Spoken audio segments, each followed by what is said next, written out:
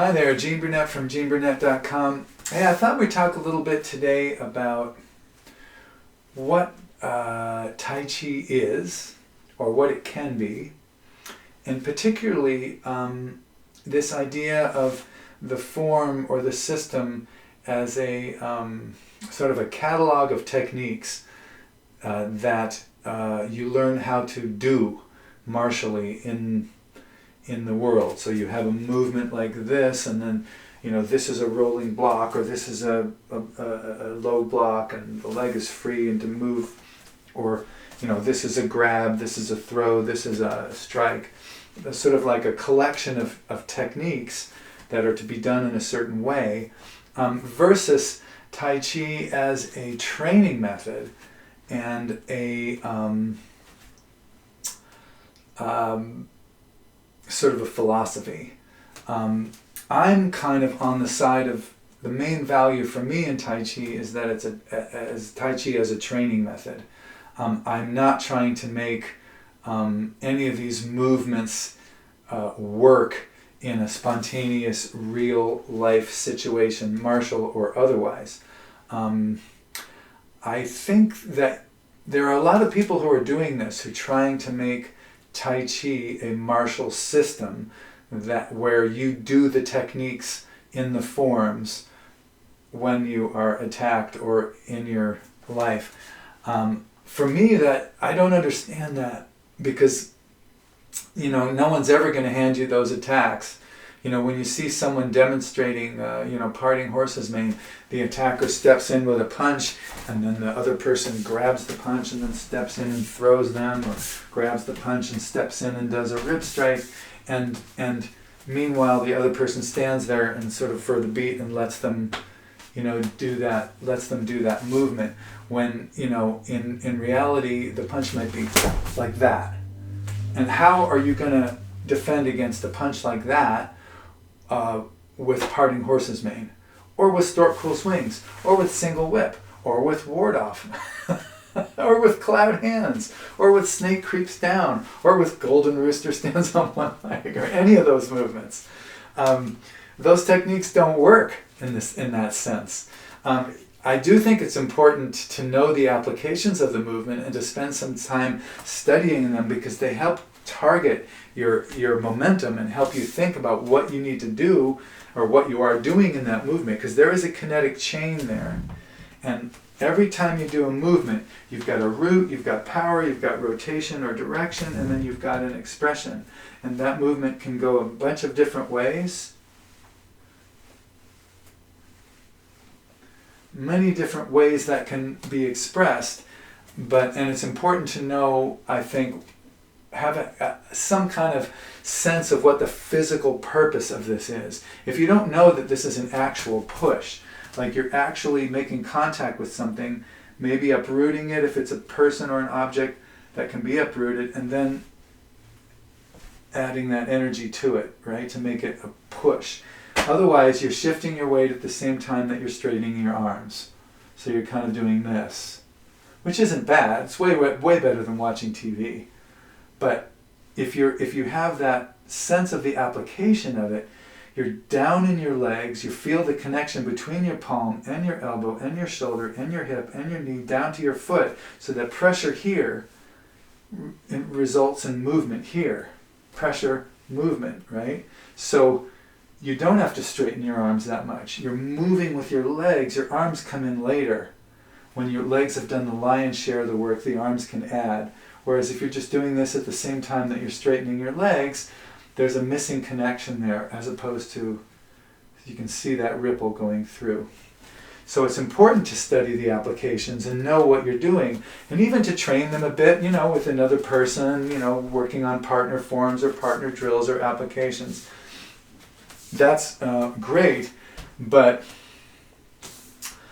if you think that you're going to be able to use one of those techniques if somebody attacks you, I think you're in for an expensive lesson, because life just doesn't present itself that way. These are battle plans. They don't survive contact with the enemy. None of these forms work. None of these movements work. None of these techniques work. they only work in contrived situations. In the contrived situation, you can learn from them. In the contrived situation, you can develop attributes like good, strong rooting in your feet, like powerful legs, like a nice, smooth, easily rotatable core that doesn't twist your knees too much, a fluid connection to your arms, a quick retreat, quick advance, agility, distance management, proper application of strength, dimmer switchy awareness in your muscles so you don't use too much or too little, targeting, accuracy, aim, all those kind of things you can learn from doing drills and applications and doing the movements. But in actual life, you're going to have to come up with some combination of attributes to be effective. It's not going to be one of those techniques from the form. So the techniques are valuable because of what they teach you, but the real application has to be a spontaneous, fresh, never happened exactly like this before movement that has to come through. Otherwise, you're gonna end up with that expensive lesson. So I see Tai Chi as a training method. One part of that training method is the idea of moving slowly. So Tai Chi is unique in that way, that it's the only martial art that trains that slowly, from what I know, from what I've seen. And it's going slowly enough that you can marry good alignment, right, with a nice connected flowing movement through the body, with good kinetic chain, so each part of the chain, the legs, the core, the hand, move at the right time and the right way, so that is, nice and smooth. And coordinating that with breath, coordinating that with intent.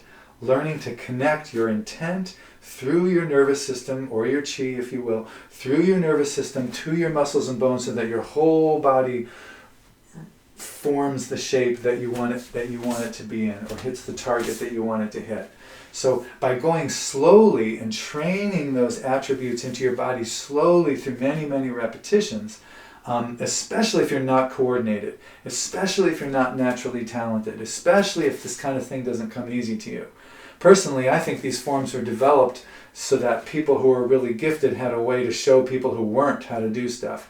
I think forms are for dummies initially, because somebody survived the battle and a bunch of wounded dudes said, "Hey man, what did you do?" And he goes, "I don't know, I kind of blocked and did this." And they said, "Well, how do we do that?" And he said, "Well, you go block and then you do this." And then you made up an exercise and then people started to do it. It's to train regular people who aren't that talented. The really talented people pick up this stuff really quickly. They just start fighting and they start getting good at it. So, forms are for the rest of us. Forms are for people like me. I started incredibly uncoordinated. And so I just had to learn all these things. I had to install the software to fix the hardware that nature didn't give me.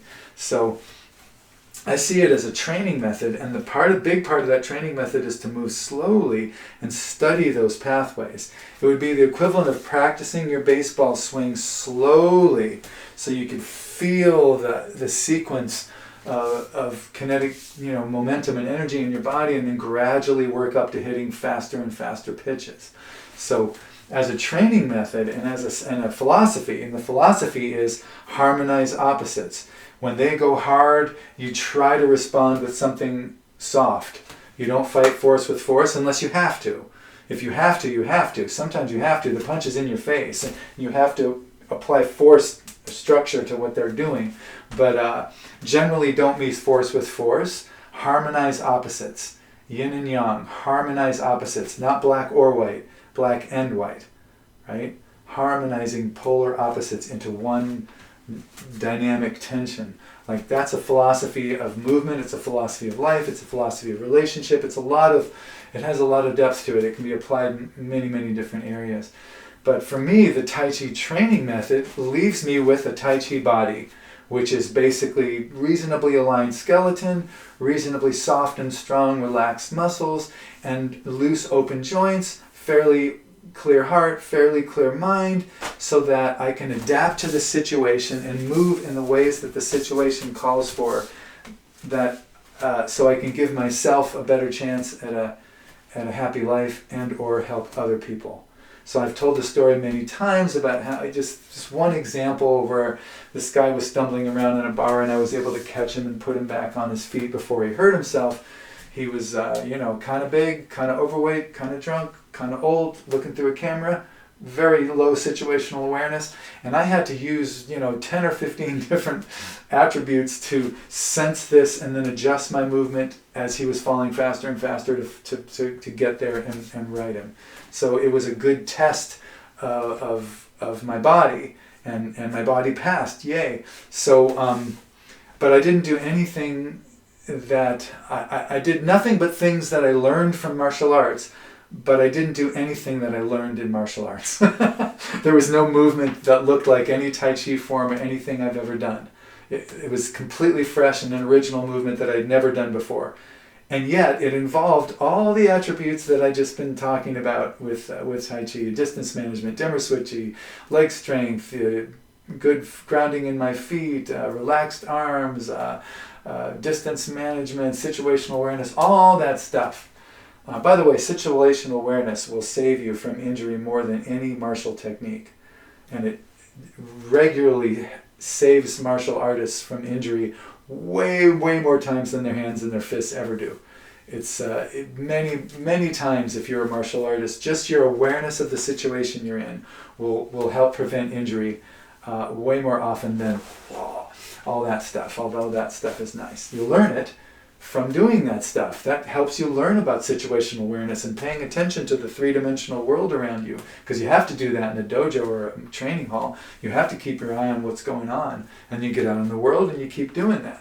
So Tai Chi as a training method to develop attributes that you can then apply either to fighting, in which case you have to start doing less and less predictable scenarios and more closer to sparring, or daily life, in which case you just go out into your life and you see if you can apply these principles, see if your body comes through for you when you need it, when you need to get to something quickly or away from something quickly, or recover your balance or deal with something out there that's unpredictable.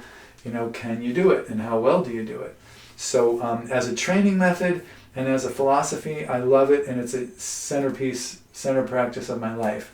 But as a bunch of techniques, as a bunch of they do, you do scenarios, only to train and learn attributes, not to actually think about doing. Because in reality, if someone shoved me or punched me and I found myself in the hold the ball position, the last thing I'm going to do is pull that arm and get underneath them and think about throwing them over my leg. In a real self-defense situation, someone's seriously trying to harm me and I happen to be in the hold the ball position, the next thing is that. That is the closest weapon to them. It's from there, I'm not messing around with fancy nerve points and, delicate, alignment and arrangement of their body, and they're stealing their balance and all that kind of stuff. There are people that can do it. I'm convinced that there are people that can do it, but I think that they're very talented and very, very hardworking.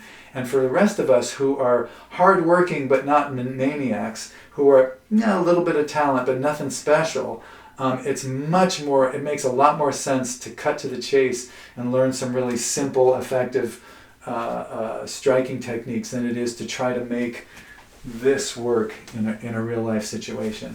Because even if you do hundreds of them, it's very hard to apply that to a punch that's really fast. You're not going to brush that back or roll that back. You're probably just going to get hit. And then what? Right? So a group of techniques, not for me. I don't see it as a group of techniques. A group of training exercises designed to develop attributes that you don't hold on too tightly and mainly focus on the attributes and try to apply them in your life in the arena of your choosing. Yes, that's the way I see it. The other path up the mountain of trying to make all these techniques work, I respect people who are doing it. For me, it would be barking up the wrong tree. I don't see that as a really fruitful avenue to go. It only seems to work in contrived situations, and life is not a contrived situation. It's unpredictable, messy, and tends to catch you off guard. So thanks for watching. I appreciate it. I make these videos to be useful, so if this has been useful to you, it's always nice to hear that. I don't really do this for money, but if you feel like supporting my music or my Tai Chi or my nature videos or any other stuff I'm doing that you might find out about at GeneBurnett.com, you know, I have a tip jar here at YouTube, and I have a tip jar on my website, GeneBurnett.com, but that's not really necessary or important. Main thing is I would like to be helpful, so if any of this is helpful, it's always nice to hear from you. So thanks for watching. I appreciate it, and be well, take good care of yourself, and we'll see you down the road.